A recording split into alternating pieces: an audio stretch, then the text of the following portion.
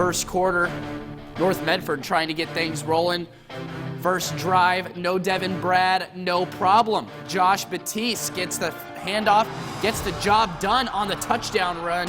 Medford Mustang in the summer, got his horse in the fall. Black Tornado led early in this one, 7-0. Now it's the playoffs, and anything goes.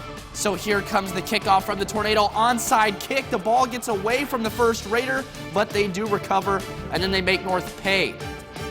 Rage bulldozers his way across the line. A botched extra point attempt keeps North in the lead, 7-6. Fast forward to the second quarter. 21-13 Black Tornado, and what a catch by Devin Grafton. That sets up North Medford nicely in Reynolds territory. The crowd is loving it. Plenty more to love about this, too. Just a few plays later, Brendan Stoltz finds Jet Carpenter for another highlight snag. And then the cherry on top, an overtime win at Spiegelberg. North advances 55-49, the final. Grants Pass taking on Lake Oswego tonight, and a very tough first-round matchup for the Cavemen, taking on the number 3 seed in 6A.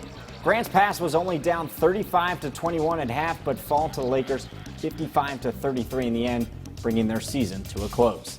The last 6A school from Southern Oregon in the mix is South Medford. They took on Newberg tonight up north. The Panthers on the road as the 20 seed, taking on a tough but beatable 13 seed. South Medford would need a little better defense than last week to get the job done tonight. Unfortunately, they don't get the defense, and the offense is stifled by Newberg as well. The Tigers win 28-0 over the Panthers and end South season. Newberg will have the tough task of playing Central Catholic at home next week. Ashland in Dallas at Walter A. Phillips.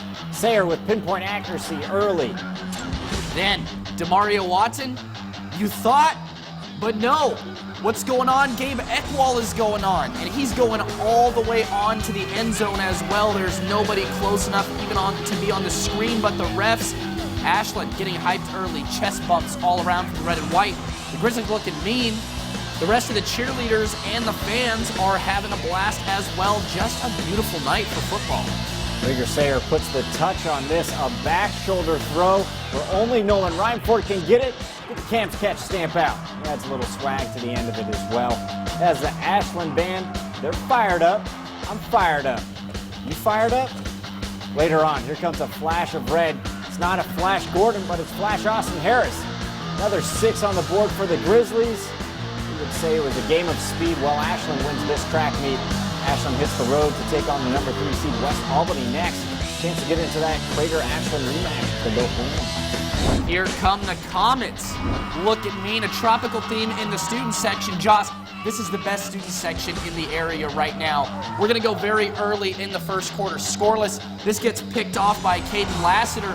Crater had some huge defensive stops in the first quarter of this game. It gave the Comets offense a chance to settle itself in.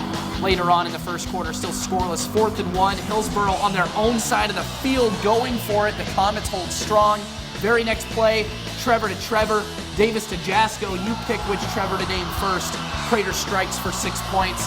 The night is going to get no easier for the Spartans. It's like an avalanche. 9 minutes left in the second. Crater up 14-0. Davis lofts this thing to the heavens. Chase Shearer at the end of that rainbow. 6 points at the end of it as well. And then Gavin Acree doing what he does all the time. Puts his shoulder down, goes through the guy. Acree had 2 touchdowns in the first half. Crater rolling 28-0 at halftime. Crater will host Parkrose. Parkrose is the 7th seed that will be right here in Central Point at Dutch Mine. Henley hosting the Dows. Scoreless early. The end around fools the Newswatch 12 camera and then goes on to the end zone. Dows goes up 7-0 early, so the Hornets not quite awake yet. Plenty of time, though. Staying in the first quarter. Dows, they're still rolling. Early and easy touchdown throw to the front corner of the end zone. That makes it 14-0, right in your face into the second quarter. The Dows still going, same route, but to the other side, beating 2 Hornets defenders to the goal line. And just like that, the Hornets find themselves down 21-0. Did not see this coming. The Hornets looking for a desperate response here. The Hornets would respond still in the second quarter. Another Cameron, this one O'Connor. He gets around the corner and stretches. The Hornets put a little stinger into the Dows, but the extra point would get blocked. And just like that, Henley's chance at a comeback is over as well. What a great year, but this one falls short, so that will kill the idea of a Henley-Mazama rematch. Of course, Mazama playing tomorrow. Josh Shelton will be there. That's right. And another top team in the Skyline, like we talked about, they're not playing till tomorrow at noon. Second seed Mazama Vikings host the Tillamook Cheesemakers. Highlights from that game tomorrow on College Game Night. Little high school action there for you. Let's talk about the Stangs, shall we? Hidden Valley taking on Siuslaw. Sam Vidlac early launched that thing. Towards Tusick snags it up. Hidden Valley strikes first 3 minutes into the game. Midway through the first, a rare punt for the Mustangs offense, but here's a Christmas gift. It's almost that time of year and have to get through Thanksgiving first, of course. Nonsense. Give me Christmas right now. It's the season of giving. Midway through the second, Vidlac's got plenty of gifts for his receivers. He calls them dimes. Stangs up a touchdown again. Uh-oh. Special teams. It's back on Friday Night Blitz. You know what that means. Cam, that guy has your name. Cameron Decker going to the house. Breaking tackles to get there, and the Stangs are alive and well. He's got a cool name like Cameron. Of course he's going to the house. That's all we do. Sam Vidlac just pouring it on now. The Mustangs getting away 26-6. The Vikings would make some noise before halftime, but it was not enough noise. Hidden Valley moving on. Cascade Christian Hidden Valley rematch next week. Speaking of the challengers, U.S. Cellular Sutherland against Cascade Christian. Bulldogs with in the third, but not for long. Keegan Sean, interception, and then he gets tripped up. And after being robbed of a pick six, Sean wants to finish the drive himself, jukes the man out of his shoes, then onto the end zone on the QB keeper. Cascade Christian leads 34-14 early in the second. Challengers head coach John Getman trying for his 100th win. Elijah Smith punches it to help pad the lead and maybe ensure a victory. But Sutherland is not going to go down without a fight. Aiden Diaz busts through the line. He has space. He's going to use it, cross into the end zone for a Bulldog touchdown. Sutherland trails now 40-21 against the Challengers.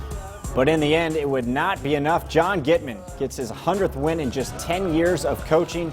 In those 10 years, Getman has never had a losing season.